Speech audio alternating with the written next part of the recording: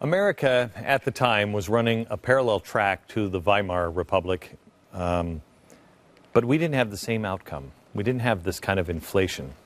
Why? Well, first of all, we were on the gold standard. And we had a firm belief that politics should be carried out with the Constitution and Congress. We had a strong electorate that participated in the political process. In Germany, support for the conservative and liberal political parties declined, which left an opening for a new party, a socialist party, the National Socialist Party, otherwise known as the Nazis. So how do we move forward from here? Well, we have to find our way to each other again. We have to be united. And we do have to compromise, but not on principles or constitutional truths.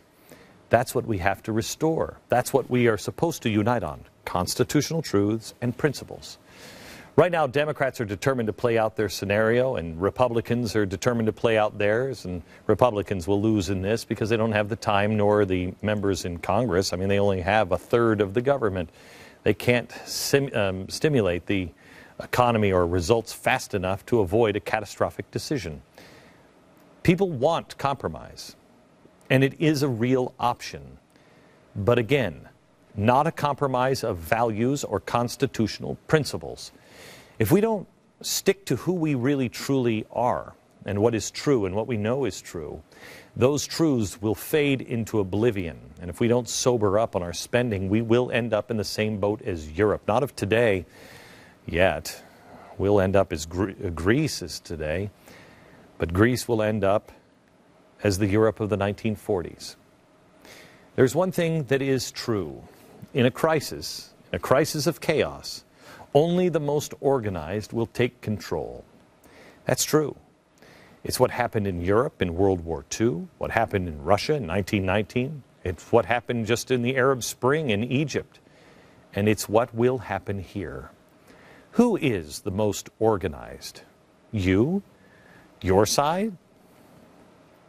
Or organized labor and the socialists and the Marxists? We have to stop worrying about national politics for a while and make sure that we take some real action steps in the places where we can control. I want you to contact your governor. I want you to demand that you get your state in order. Governor, how are we with food? How are we for emergency procedures? Do we have our gold in our state, or is it sitting in the basement of the Federal Reserve? How are our regional and our local banks? Are you doing business with your local banks or Citibank? Are they independent and secure as possible? Are you self-sufficient? The second thing you can do is get your children out of the public education system. We don't need to take on the teachers' unions. We need to fundamentally transform education.